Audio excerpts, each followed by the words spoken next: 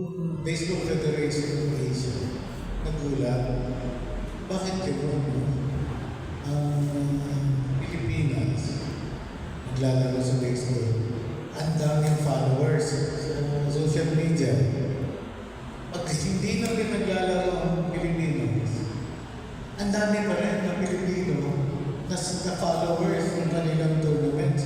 Bakit gano'n? So sabi nila, talagang madaming mahilig maglaro sa Pilipinas. So that's why, sabi nga, we want to concentrate our help dito sa inyo. Dahil konti na lang kayo eh. Wala na kayong facilities, wala kayong pero buhay ng baseball, ang lakas niyo pa. Nagko-fourth tayo, fifth, lalaro tayo sa Asia. Pero kaya gusto nila tayo tulungan para maalis na tayo dun sa fourth, fifth na yun. Maging competitive man lang tayo. Yung podium na. O 1-3. Pero ano sa SEA Games? Sa SEA Region? Dominant tayo dyan. Ever since. My problem is, ang dami na maanap dahil nakikita na nila yung the benefit of having Phil-Am players, kumukuha sila ng Japanese coaches. Doon na rin sila kumukuha sa mga nasa top of the world. Korea, Taipei. Nung huling laban nga namin sa Thailand, 5 yung Phil-Am nila. So laki pa. Tapos coach nila ako. Sa Singapore, coach nila Hapon rin. So may Taipei coach. Nakalimutan ko ng team yun. Pero kaya sa sinabi ko rin sa PFA, since member ko naman ako ng executive board ng PFA, dapat isipin na rin natin, di ba bawal mag-umpire ang isang sa Thailand, hindi ka sa Thailand. Pero isipin na rin natin yung coaches ng mga yun. Kasi dapat pwede magkaroon para walang masabing bias. So sa Philippine team, ibig sabihin talaga, ever since wala tayong na-repeat na foreign. Dati nagre-recruit tayo, pero nakita namin, ganun rin. Alam mo, ang difference lang natin sa kanila, pitching. Ang pitchers natin, mataas na yung 85 miles per hour. Ngayon, sa Japan, nasa 95 na sila. Si Otani, 100 na. So, paano tayo makakalaban doon? Hindi yung mga ikapalo natin, hindi pa nakakita ng 90 miles per hour na bola. Siyempre, meron ng mga bola. Pagka nakaharap ko, masusurprise natin. Yung mga kalaban naman natin, ang dali palang laruan ng Pilipino dahil mahina. So, yun na nga. Ever I'm going to get with Phil-Am, pitchers dapat. And they must be throwing on the 90s. Mahirap maghanap nun, pero hahanapin natin. Kasi siyempre may mga tinatawag na mga curve yan, di ba? Yan, madali. Strokes. Oo, marunong mga bata natin yun. Pero mahina.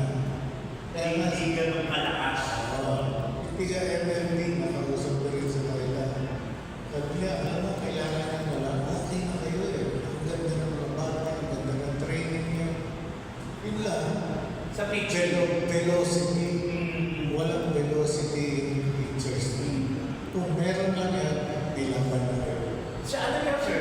Yung pitching na lang ba, nakukuha ba yan sa training, development? Yes.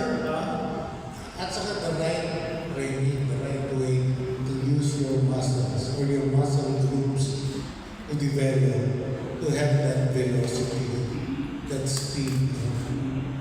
Ang nangyayari naman kasi, mga Pilipino, sabi naman ng mga Japanese doctors at sports doctors na pumunta dito, pwede naman pareho naman ang katawan ng katawan at sila Pilipino. Mas malaki pa tayo kung isa, di ba? Oo. Yun lang, yung pictures mo, gamit na gamit, bata pa lang, ginagamit na. Throughout the history of Philippine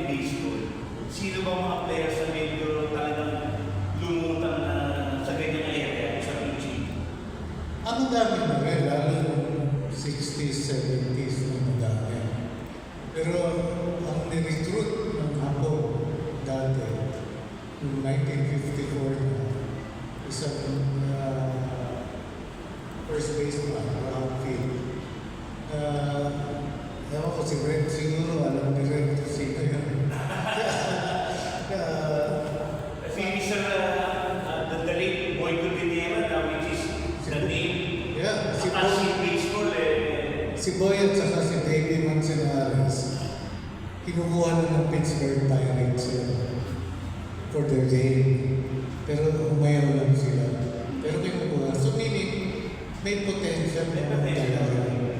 Hindi lang nabibigyan ng chance. So yan po yung area na very na-challenge nyo ngayon as the new president of kasi congratulations nga po pala, no? 1 year na po kayo sa baseball after the election ng Papa.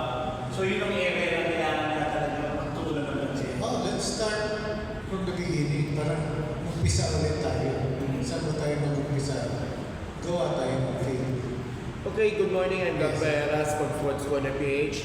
Currently, ang national team natin is number 24 sa men's, number 21 yung women's sa latest WBC World Rankings.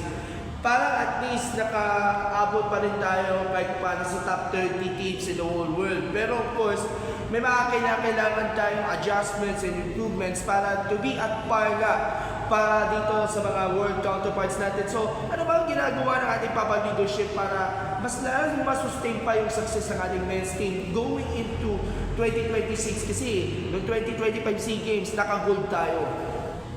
Okay. Muna itutuloy na namin regular training.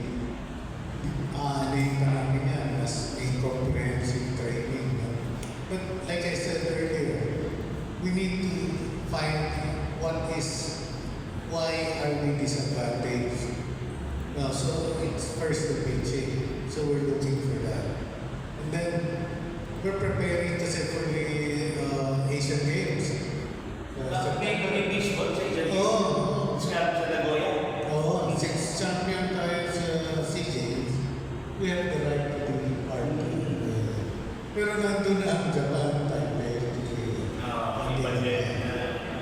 So sa Asian Games, ito talaga yung target ng ating baseball team to qualify. Pero No, we're qualified.